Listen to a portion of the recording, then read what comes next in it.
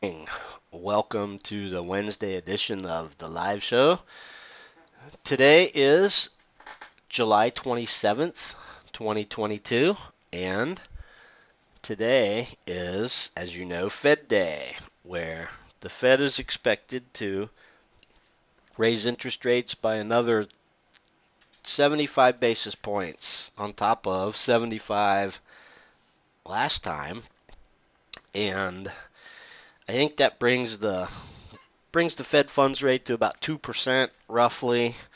And then, of course, after today, and I don't know, there's a few people expecting a surprise that maybe they'll raise it a whole point, but everything hinges on obviously the market's reaction to what is said. So they've done, I suppose, a pretty good job of managing expectations, and that's the that's the big thing. It seems like with the recent Fed is they want to telegraph everything way ahead of time, and you know we're in a weird environment right now because the consensus, like the twisted logic of the market, and everybody knows inflation's out of control, right? They let inflation get out of control, and that's the big thing. And it's not just market watchers and economists and financial people that are concerned about inflation. It's everybody, right? And so, anyway, the Fed let inflation get out of control. They pretended there was no inflation when the prices of everything were going up, and then they were worried about too low of inflation, and then the pandemic came along, and they basically slashed interest rates to zero and threw trillions of dollars out there, and obviously we all know the story. That's what caused the inflation. And so now, they're in a tough spot because as usual, they waited for too long to raise interest rates. They were accommodative for an excessive period of time instead of pulling back. And long story short, now they're in a bind because obviously from what you hear and what you read and I guess the data, right, is that the economy is potentially in a recession. Now, of course, you guys have, I'm sure, seen the all the headlines and all the talk now about how they're trying to redefine what constitutes a recession because in the old days it used to be two negative quarters of GDP contraction. And so we've already had a quarter of contraction. And so GDP, which I guess is expected to come out any day now. I think it's this week. It might be tomorrow. I don't know. But anyway, it's very likely that it's a second quarter of contraction. So long story short, the economy is slowing down, and so now, the big debate is whether we're in a recession or we're going to have a recession or if it's going to be a mild recession. And so there's all this crazy talk about that. And so you got crazy and high inflation, the highest inflation in 41 years, and an economic slowdown at the same time. And so the Fed really put themselves in a tough position. And so after they raise rates today, then the big debate's going to be, what they do in September. So they don't do anything in August, but in September, are they going to signal like a pause, like wait and see, data dependent, or are they going to continue to try and be aggressive? Because I mean, we just printed the highest inflation, and so last time, Powell said that they need to see inflation come down, you know, and not just one lower print or whatever. So I don't know. It's going to be crazy. It's going to be most interesting to see how the market reacts to the language, and that's what's always important to the market. It's not what they do. It's what they say. Right? And which is kind of crazy because I mean the Feds always talk the mean game, and then they have a tendency to like do absolutely nothing, right? And that's always been sort of the case. Is they rely on their language and their guidance to sort of But then, a lot of times things don't manifest as they see, obviously. I mean, quite frankly, they have got so much wrong over the years. It's almost ridiculous. They're worried about their credibility. I think their credibility was shot a long time ago. But anyway, the market itself, which I have a year-to-date S&P up here, market itself is kind of it's trying to battle its way back to where that last sell-off occurred, and it's doing a pretty good job. Um, However, the over and under is still 4,000. What's interesting is last week that gap, basically the gap right here got closed. And if I'm not mistaken, this sell-off was due to a hawkish Fed, right? Hawkish Fed speak, and so they're going to have to tread carefully here today, because what they don't want to probably risk is another sell-off. If you zoom back, bigger picture, which I always like to do, um, I like to look and see what the market was doing pre-pandemic, because the pandemic sort of changed everything, right? Um, and so there you go. Back here it was about 3,400. The S&P was about 3,400 pre-pandemic, and then of course, we all know what happened. And so now I got a weekly chart of the S&P here. Let's see. I think it's this one. Nope.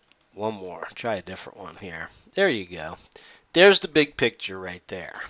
That's a lot of what we've been seeing for weeks here is a bunch of noise, really. Last week was a pretty strong week, and what I was getting back to originally saying was the really perverse sort of logic of the market at this point is that the Fed's raising interest rates and the economy's slowing down, and so that's going to create a mild recession or economic slowdown, enough that the Fed's going to have to pause and or reverse course, and inflation is expected to come down based on a slowing economy. And so the bullish case is that the economy is going to suck so bad, and that the Fed's going to stop hiking interest rates, and which they're not. I mean, they're going to at least probably by the end of the year get to their I think they're aiming for like 3% interest rates or something like that. So what's called the terminal rate, meaning that they're going to stop raising rates, but so everything's going to hinge on the inflation numbers going forward. And so it's been over a year since they said inflation was going to be transitory. It was a temporary spike in inflation, and here we are a year later, and like I said, the last inflation print was the highest in 41 years. So it's a real mess, and the question is, can the market shrug off all the negative macro? And there's a lot of negative macro stuff out there, and more recently the market has been kind of shrugging it off. What's sort of interesting about this chart is, I mean, it's a long way up, and I should probably go ahead and let me do that. I've been I've been playing around with trying to draw on these charts while I'm doing a show, and it's a little cumbersome, but it's still viable in some cases. If the charts didn't jump around when you draw on them, it'd be much easier. But you see what I mean? Whoops. Yeah. So every time I do something as far as drawing, I have to readjust the chart so it looks good on the screen, which is unfortunate. But there you go. So I extend this trend line a little bit more. Um, it's close enough for government work, the angle of it. If we were to approach it, get a little bit closer to it, then I would make an attempt to. Yeah, it looks pretty good here on the weekly chart. A couple of pixels here and there, but you get the idea. Um, the funny thing is that recently, over the past like 6 weeks, well, since this low here, we've had up, down, and up weeks, and right now we're in the thick of earnings season. I mean, earnings are just fast and furious. And so, oh, look, Steve Leisman says growth forecast revised upward after strong economic data. So that's the other thing right now. I mean, yeah, everything seems to be subjective and debatable. It's crazy. Like, one person, I read I read something last night about a bunch of the big tech companies they're laying off people. They're um, getting rid of or subleasing office space. The commercial real estate office space business is still a huge mess. Quite frankly, I'm surprised that it's not creating more problems and talk about it. But anyway, yeah, I read something about Amazon's canceling a bunch of office space and or warehouses, and other companies are doing that. Big tech companies or whatever. So there's a lot of, I would say, cross currents and a lot of conflicting information about is the economy doing okay, or is it slowing down? You got all these job openings, like all the fast food places can't find enough people to work, and the restaurants and all that. And so the Fed is looking at that and saying that the job market is really strong, unemployment's low and all this and that. And at the same time, you have tech companies that are no longer hiring, or they're laying people off. And so, I mean, you can get people together and have a huge debate about whether the economy is strong or whether we're in a recession. There's a lot of people out there say we're in a recession right now, and it's just it's difficult to generalize. But the main thing is the main thing is going to be the forward guidance for the Fed, and whether they're adamant about another 50 basis points in September, and sticking with the plan of raising rates until such time as inflation has proven itself to come down, or whether they're going to look at all the talk about recession and the slowing economy and hint at potentially um, not being as aggressive towards the end of the year. And so the funny thing about that is like going back to what I said before, the way the Fed operates is they're going to, whatever they say today has nothing to do with what they will actually do in September, because that's how they operate. They talk one way, and then enough time goes by and they reassess the situation. So if it does turn out by September that the economy has slowed down considerably, um, and by virtue of a slowing economy and or a recession, inflation is bound to come down, right? And of course, there's just supply chain bottlenecks and all that good stuff. But um, so anyway, there's the thing I don't quite understand. There's so many pieces to a puzzle. It's mind-numbing, but the dollar has just been incredibly strong against all the other currencies, right? And so a strong dollar means that imports are less expensive here, and so if the economy starts to if the economy weakens, if the dollar weakens, then if the dollar weakens, then that would seem like it would feed inflation since most everything is manufactured overseas and sent here, right? So a weakening dollar. And then you got to throw energy, oil into the mix because that's the biggie right there. And diesel fuel literally, delivers everything to the stores, food and everything that you buy. There's like two economies out there. There's the real economy, which is, stuff you go to the store and buy and the grocery store and things that you need for your house and all that kind of tangible stuff. And then there's the digital economy, right? Where it's like Microsoft. Microsoft actually their numbers, if I'm not mistaken, let me just find a daily chart here. Let me switch to a daily chart.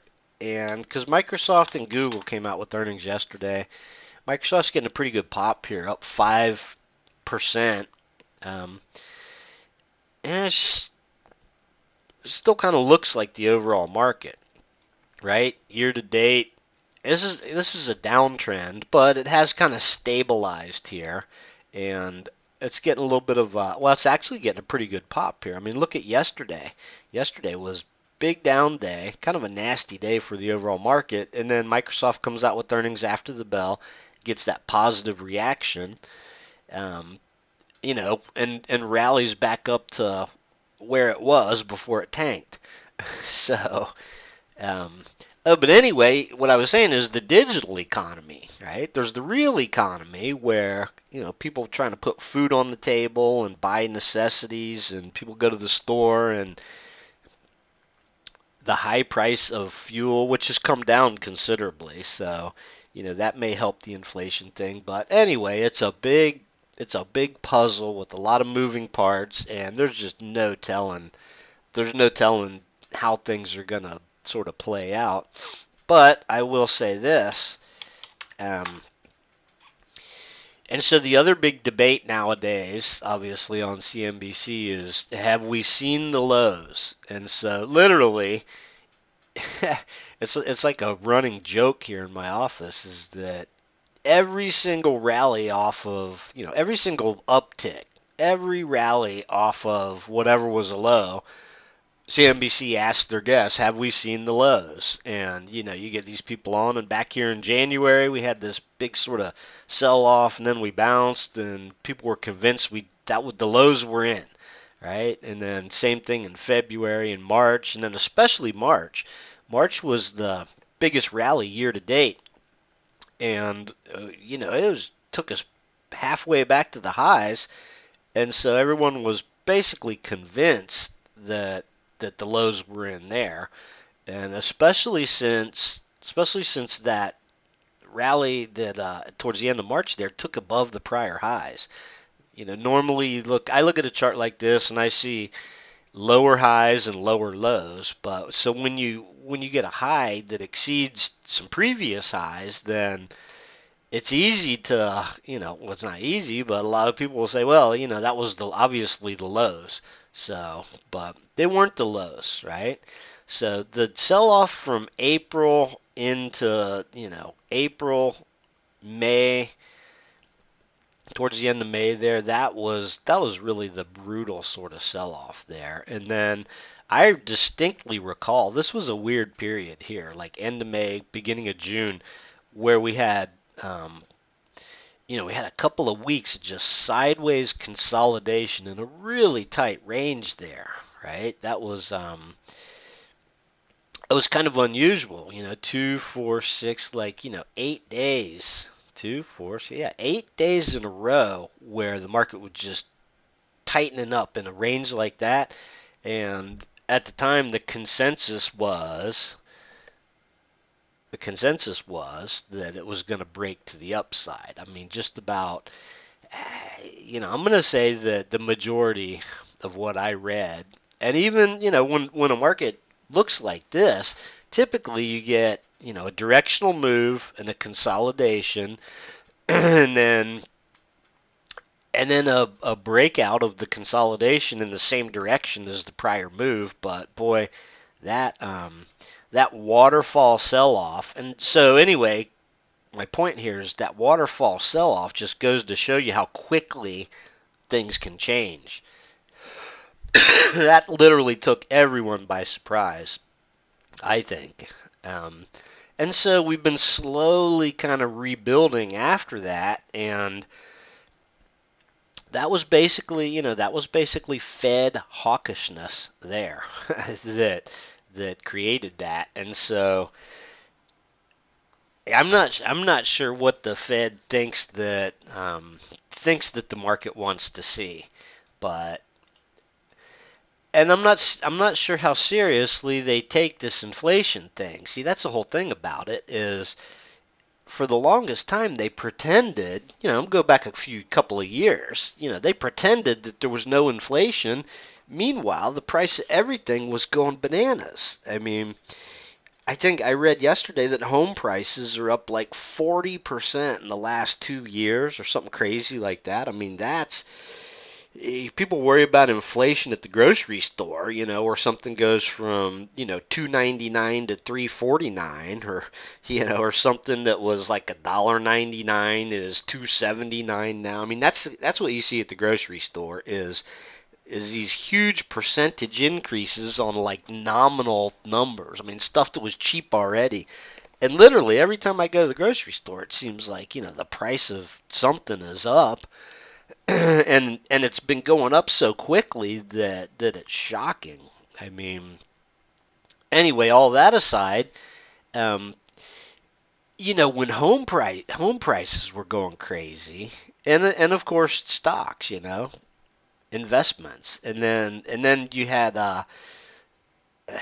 all this craziness in crypto and NFTs and speculation and all that kind of stuff. And so, it was kind of a bubble. And they were pretending that the thing that gets me is the home prices, right? I mean, it's not in a stable and see, here's the thing: people get, people that bought houses and or invest in houses or whatever.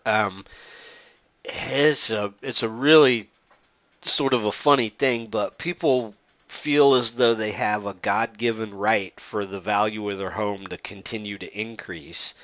Um, but you get these crazy price increases in homes that we've seen, over the last, oh geez, I mean, since the 2008, since the recovery back then. But you get things like, median home price jumping 20% 2 years in a row and up 40%. That's the big problem. And of course, now that interest rates, not the Fed's raising interest rates, that's a whole nother topic that I'm not even going to get into here, is the fact that all of a sudden now, the median home is unaffordable because of the payments. And so there was like basically the payments on the median home have doubled since the Fed started raising rates. And it's just, that's part of the big problem, is that we ended up with another housing bubble. It's like we didn't learn anything from the last housing bubble, and here we are again. And of course, they blamed supply chain issues, and there was a period of time there the price of lumber went crazy. And so, and of course, the shortage of all that. But anyway, that's a big problem. And so when they raise rates again today, it's going to be interesting to see, how that affects mortgages and all that kind of stuff. But as far as the market goes, there's a couple interesting things here. I hate to do this, but I'm going to, because I don't have a trend line drawn here. So this is kind of a positive sign, right? This particular downtrend line here getting broken is a positive sign. I like these open, high, low, close charts because I can draw I like drawing like right across sort of the dead lows. You got kind of this channel going here. Let me zoom back out on that. This is kind of, well, you're getting mixed signals here basically. So the the positive news is that this big long trend line has been broken, right? And so that doesn't mean that the market itself is, all of a sudden is back in an uptrend, but that's sort of you go back to that weekly chart where I have the trend line drawn across the all-time highs and in this high from March here. Still a lot of work to do. There's still a lot of overhead resistance at this consolidation area. That's going to be, even if the market is able to, to continue to rally. And so, the reaction of the Fed today is a crapshoot. You could see if they act a little bit dovish, you could see a humongous rally that takes out last week's high, right? And so would totally negate the top of this channel that we're in here. So that channel is just, that's a temporary channel until it breaks out of there, right? So if for some reason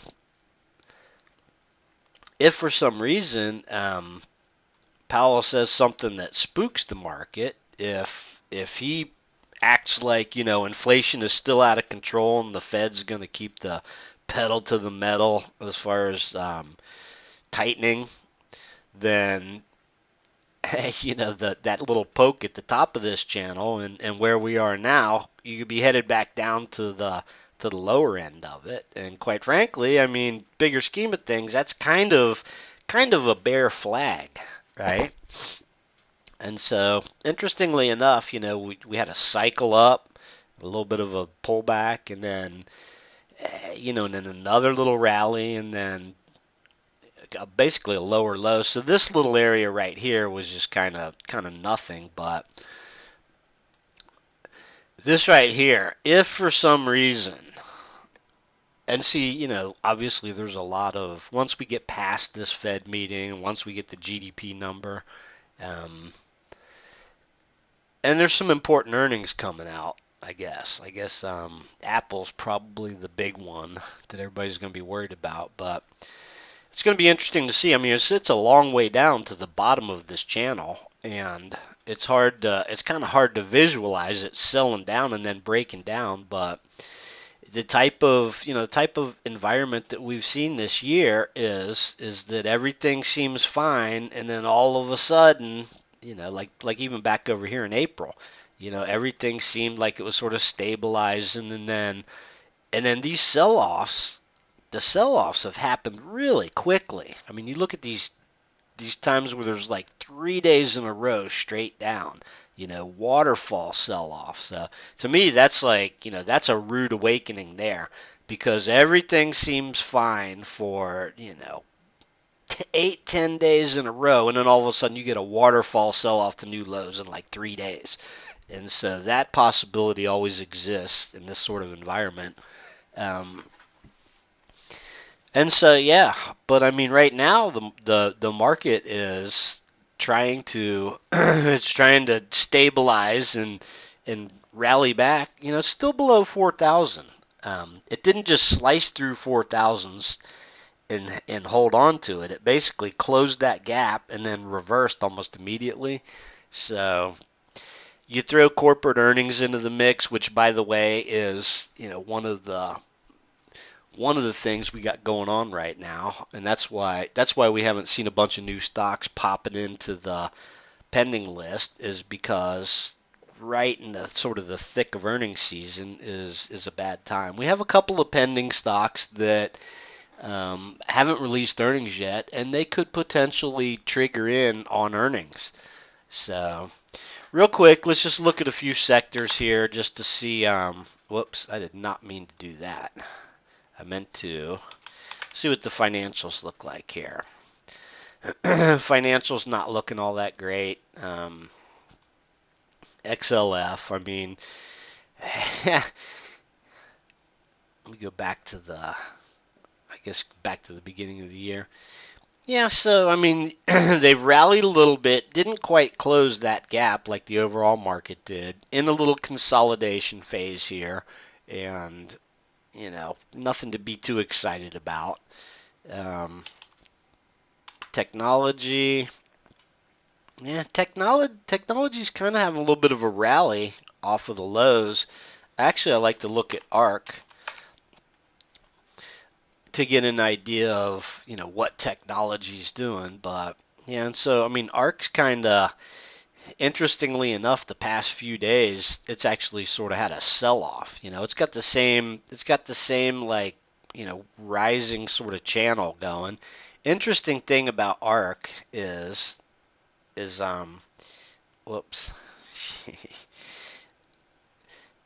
I think I drew this trend line, and I didn't save it, but that's kind of interesting.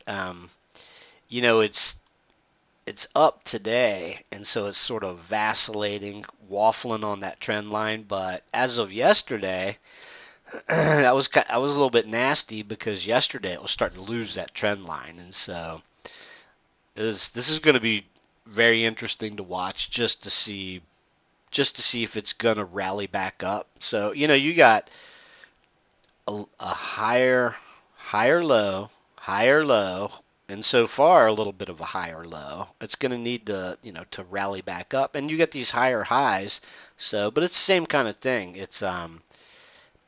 Oops, it's a rising channel, kind of like the market, a little bit different. It's got a little bit different look than the overall market, but same sort of thing. And I guess you could maybe adjust that for that low there, get those lines parallel. So yeah, this is going to be really interesting to see how this plays out. Um, I mean, just absolutely decimated. Yeah, I was trying to figure out where the highs were. So I mean, look at that. Bigger scheme of things, that looks. See, when you zoom in on a chart, it looks a little bit more constructive, but boy, I'll tell you what, if that breaks down for whatever reason, um, and tech's been a little bit resilient here, some of it. It's a mixed bag, but if that breaks down, look out because we've seen these attempts at, and this is a great ETF to sort of to get a feel for momentum speculation type new economy stocks and all that. And interestingly enough, Coinbase, you guys probably saw this. So um, yesterday, ARK sold like, I don't know if they sold all of it, dumped their whole position or whatever in Coinbase, but they had bought, their cost on Coinbase was like somewhere over here, $250 or something, and finally they just bailed out of it at 50 something. I forget whether they sold the whole position or whether they just lightened up, but anyway, Coinbase, what an epic disaster. And so, it's still floundering around, just barely above the lows here. So, and then, Coinbase and Robinhood have had a lot of problems. Robinhood, same sort of thing. So, these are like poster children of, the whole sort of mania that we saw that's cooling down a little bit. And but I mean, look at that thing, $8. I remember, when the over and under was like $10. I guess it is still $10, but there's just so much destruction. Another good one is Zoom. Zoom is another really good one to kind of look at as a proxy for a lot of stuff. And ARK. ARK still thinks that Zoom's going to like 1500 or something crazy like that. Um, but yeah, all this kind of stuff reminds me of the dot-com era, and some of these stocks are never ever going to return to. There's so many of them I can't even think of them off the top of my head, but um, here you got Zillow, right? Zillow was up here at 200 and something dollars now, and now it's at 34. There's so many of these broken stocks. I don't think that they'll ever. Some of them may, but I'll bet you there's a lot of them, just like the dot-com days, that will never ever ever return to the previous highs. It'll never happen. And so I'm not singling this one out, but I'm just saying there's a bunch of them that are like that. So, I always this SoFi, right? I see advertisements, and I see basically what I see is more than anything is people on CNBC that are with SoFi. It's like a new bank or something, big financial company, and it's a bank, and it's a brokerage, and all this. Um,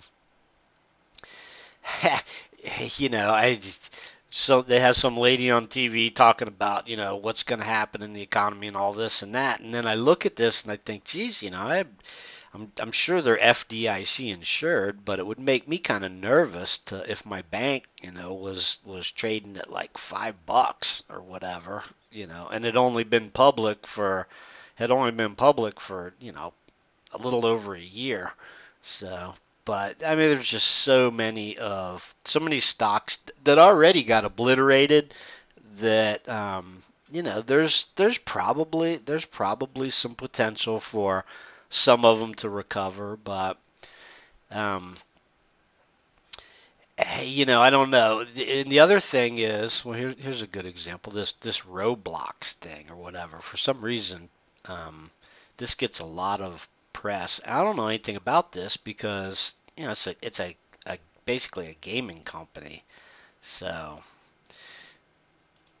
I drew that line like way back here, thinking that okay, it looks like it's stabilized a little bit and could potentially rally over there, and then it took that whole nother leg down and sort of bottomed out. But I mean, I don't know anything. Literally, I couldn't even tell you what these guys do, other than it has something to do with video games. But anyway, hey, stock like this potentially, eventually, it could potentially battle its way back over that. I mean, it's got kind of a nifty looking bottoming pattern here.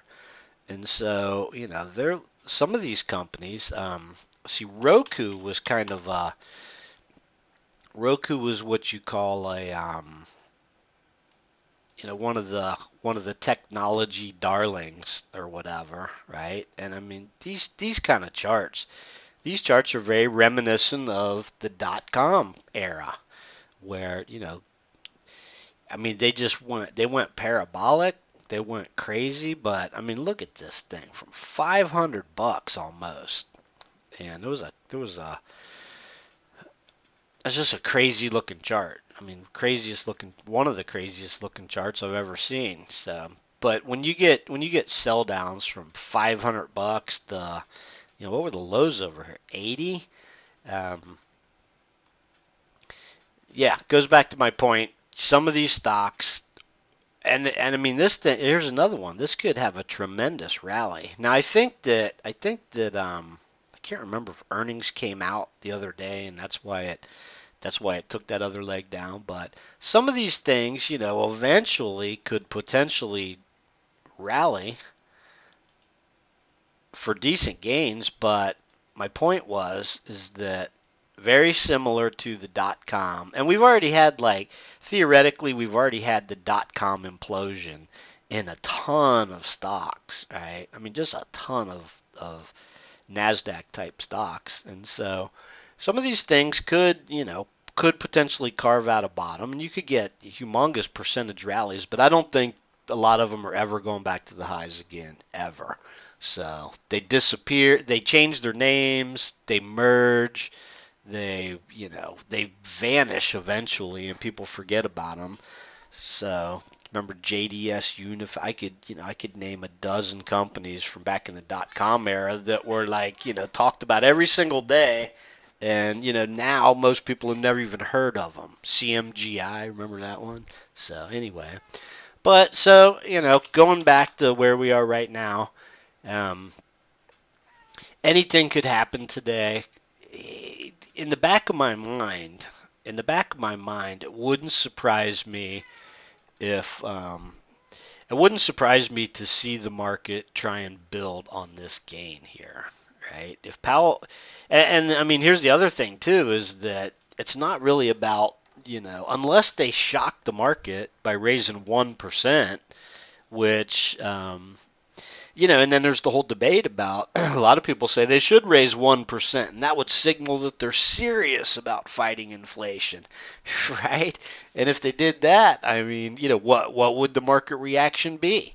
And so I think the important thing is the market reaction to what Powell says, and you got to be careful. I mean, trying to trade the Fed announcement, and when Powell's speaking, you get a big move in one direction, and then 5 minutes later he says one thing wrong, and you get a big move in the other direction. So, um, but just kind of based on the recent price action here, it looks like there's still buyers, and unless they hear something they don't like, it seems to me that the market's going to try and come back up, um, to, call it 4,000 to 4,100, like right in this area. This is huge overhead resistance here. This consolidation that we broke down from is like, to me, seems like the big resistance area of the overall market. So it wouldn't surprise me to see the market try and rally back up and spend some time trying to digest over 4,000. So I could be totally wrong, but yesterday's low, yesterday's low is basically, kind of, you get these up and down cycles, and so as of the close yesterday, it seemed like we were ready for, another cycle down, which we could be, but as long as the market's above yesterday's low for the very near term, of course, nobody knows how it's going to react today, but wouldn't surprise me to see it maybe rally up and try and do some work above 4,000. All bets are off if, in the next couple of days, if we break yesterday's low. So, and never lose sight of the fact that it's an extremely risky market, and back here in May, look at this, big up day, and you had this little sell off and a big up day, and everybody's all crazy bullish, and then the very next day you give it all back, and then you tank to new lows. And so, they say risk happens fast or whatever, and so, there's always the potential for a rug pull, so be really careful. Anyway, with the Fed announcement today and right in the thick of earnings season here, probably the best course of action is to just sit back and watch the show. And so anyways, with that said, thanks for tuning in. I'll see you back here next week.